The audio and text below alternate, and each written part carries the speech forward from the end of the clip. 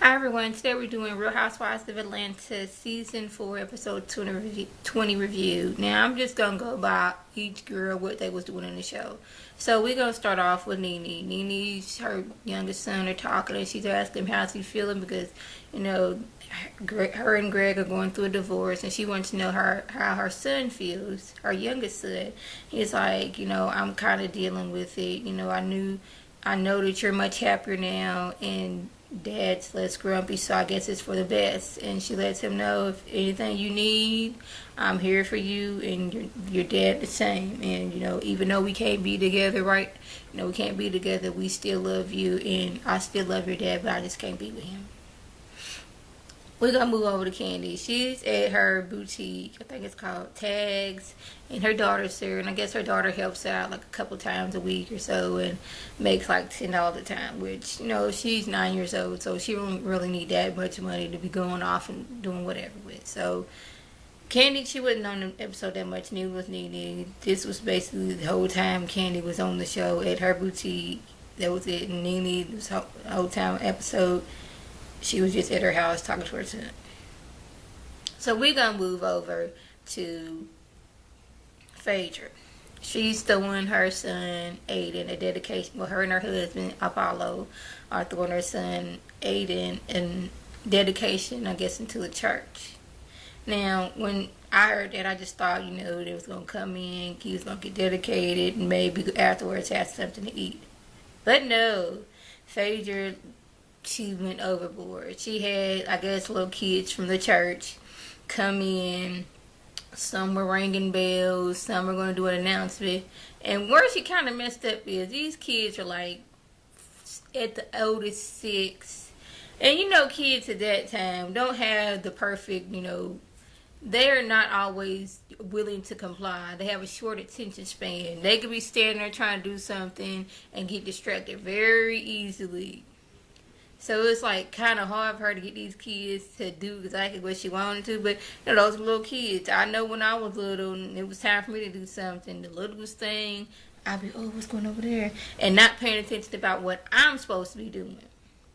So they did the little practice run. Aiden's supposed to be getting carried in like he's the prince of whatever. But beforehand, Apollo, Phaedra, and baby Aiden, they went to go take pictures, which, he's one, so 1 year olds at that age, they freshly learning how to walk good and run around, so that's their main focus is, I want to run around, I want to get into something. But he was able to get his picture taken. They had him sitting on the throne, and both Phaedra and Apollo on each side of him.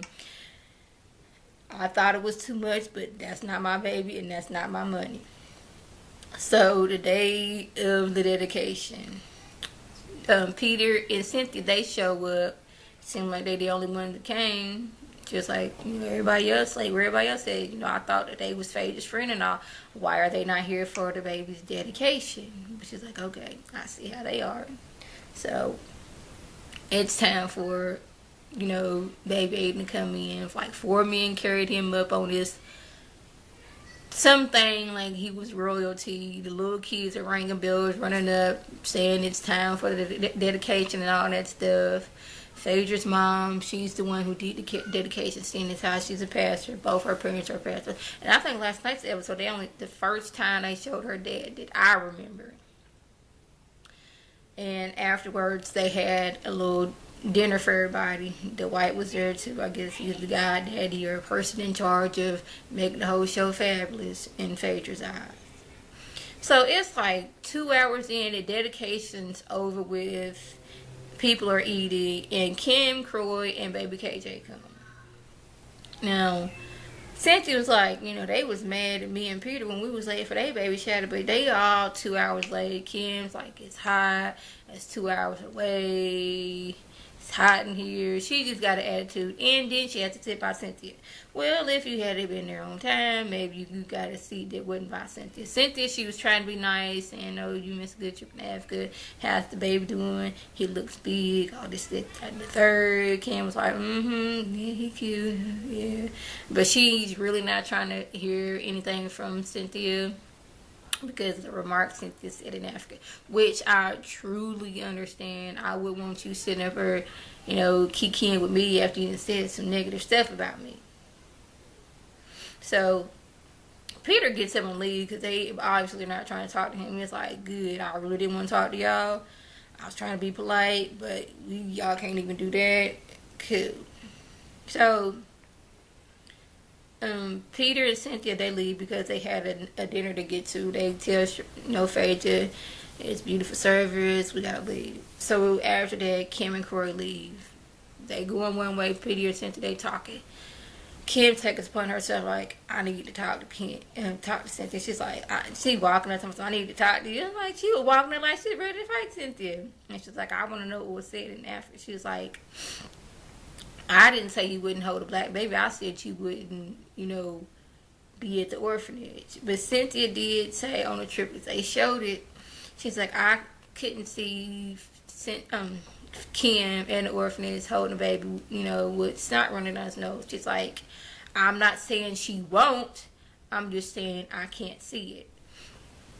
Now, that's where it's like, I'm kind of on Cynthia's side, but if you can't see somebody doing something, that's your opinion. They may do it, but you in your mind is not seeing it. Y'all see what I'm saying? But either way, she was wrong for the comment. They talked about it. Cynthia's like, I have nothing against you, but it seemed like you always talking about me. Ken's like, you always talking about me too. So they hood, but like, we ain't friends, so bye. We're gonna move over to Sheree. Last week, her daughter's boyfriend was like, hey, I want to marry your daughter. Ask for Bob's bless and I'm asking for yours. So now they go looking for rings.